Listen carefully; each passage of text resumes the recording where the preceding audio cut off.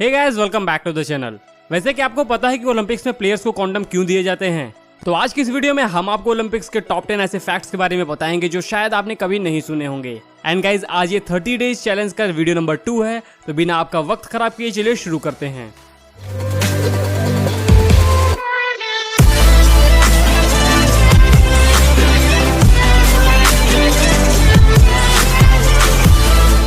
Condoms are distributed to athletes in Olympics।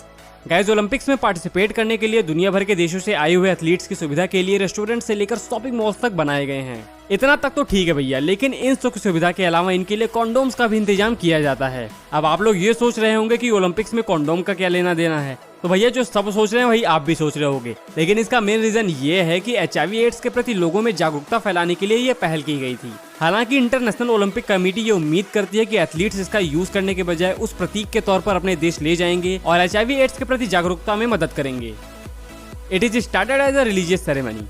Guys, प्राचीन Greece में ये आयोजन वास्तव में एक धार्मिक उत्सव था जो मुख्य रूप से सर्वोच्च देवता ज्यूस को सम्मानित करने के लिए किया जाता था। कुछ समय बाद जब ये प्रथा बंद हो गई तो ईसाइयों ने पहले ही अपनी जड़ें जमा ली और ये दावा किया कि वो एक मूर्ति पूजक उत्सव है और इसे तुरंत बंद कर दिया गया। कई सालों तक दुनिया ने ओलंपिक्स खेलों को तब तक नहीं देखा जब तक कि फ्रांसीसी विद्वान पेरी दी काउबर्टिन ने इसकी शुरुआत नहीं की। पूरे यूरोप में इसे पुनर्जीवित करने का प्रस्ताव 1896 में सफल हुआ एंड इसके बाद ये कार्यक्रम एथेंस ग्रीस में आयोजित हुआ।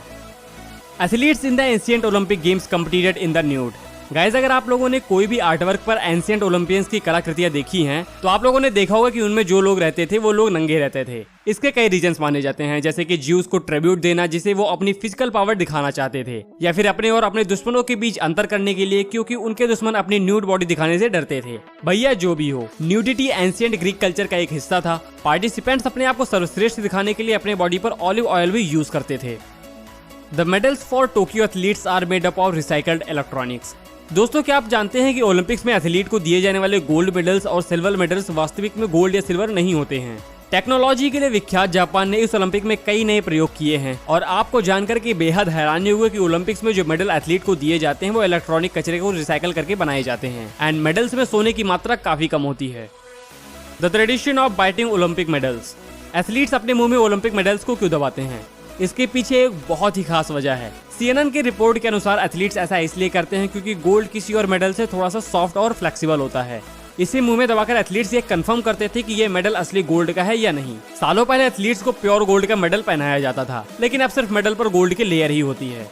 एंड गाइस, अब यहाँ पे जितने भी एथलीट्स हैं वो फोटो खिंचवाने के लिए मेडल्स को अपने मुंह में दबाते हैं। Olympic gets costly due to कोविड-19 पैंडेमिक। दोस्तों, इस साल के टोक्यो ओलंपिक्स के ऑफिशियल एक्सपेंडिचर में 22% की इंक्रीमेंट हुई है। पिछली बार इन खेलों के आयोजन के लिए 12 अरब 60 करोड़ डॉलर बजट था, जबकि इस बार ये बजट 15 अरब 40 करोड़ डॉलर्स का हो गया है। खेलों में एक साल के डिले के कारण और कोविड-19 महामारी से निपटने के कारण 2 अरब 80 करोड़ का इजाफा हुआ है। At least 1 colour of the Olympic rings appear in every national flag. Modern Olympics movement के फाउंडर पेरी दी काउबर्टिन ने ओलंपिक सिंबल को डिजाइन किया, जिसके सेंटर में व्हाइट के साथ साथ ब्लू, येलो, ब्लैक, ग्रीन और रेड कलर की रिंग शामिल थी। ये रिंग दुनिया के 5 कॉन्टिनेंट्स को रिप्रेजेंट करती है। भाई लोग, मजे की बात तो ये है कि इनमें से एक रंग हर देश के नेशनल फ्लैग में मौजूद होता है। 3 Olympics in the modern era have been cancelled. Guys, जब से मॉडर्न ओलंपिक्स की शुरुआत हुई है, इसके बाद से पहली बार 2020 टोक्यो ओलंपिक्स में कोविड-19 के पैंडेमिक की वजह से इसे पोस्टपोन किया गया। और अब आप ये जानकर बहुत ही हैरान होंगे कि जब से मॉडर्न ओलंपिक की शुरुआत हुई है तब से इसे सिर्फ 3 बार ही कैंसिल किया गया है। 1916 में बर्लिन ओलंपिक्स को फर्स्ट वर्ल्ड वॉर की वजह से कैंसिल किया गया था, और जबकि 1940 में हेलसिंकी ओलंपिक्स और 1944 में लंदन ओलंपिक्स को सेकंड वर्ल्ड वॉर की वजह से कैंसिल किया गया था। Only 2 people have ever won gold medals during summer and winter Olympics। Eddie Eagan और गिल्स ग्रेफस्टोन ऐसे 2 खिलाड़ी हैं जिन्होंने विंटर और समर ओलंपिक्स में गोल्ड मेडल जीते हैं। एडी ईगन पहले ऐसे एथलीट है जिन्होंने अलग अलग इवेंट समर और विंटर दोनों में अपने बॉक्सिंग करियर के लिए लाइट हैवी वेट में गोल्ड मेडल जीता है। गिल्स ग्रेफस्टोम एक स्वीडिश स्केटर थे जिन्होंने अपने एक्सिक्यूटिव रूटीन्स और शानदार स्केटिंग के फ्लोस के लिए भी जाना जाता है। इन्होंने लगातार 3 बार मेंस फिगर स्केटिंग में गोल्ड मेडल जीता। इसके साथ ही इन्होंने वर्ल्ड चैंपियनशिप भी जीती है। The Olympic torch relay is not an ancient tradition. Guys, क्या आप लोगों को कभी पता था कि ओलंपिक का जो टॉर्च होता है वो एक रिकॉग्नाइज्ड सिंबल है जो कि एक आदमी के अंदर की पॉजिटिविटी को दिखाता है। गाइस, आप लोगों को जानकर हैरानी होगी कि ये ओलंपिक टॉर्च एंशिएंट और मॉडर्न गेम्स के इवेंट के बीच में एक गहरा कनेक्शन सिंबलाइज करता है और इसे हम एक एंशिएंट ट्रेडिशन से नहीं रिलेट कर सकते हैं।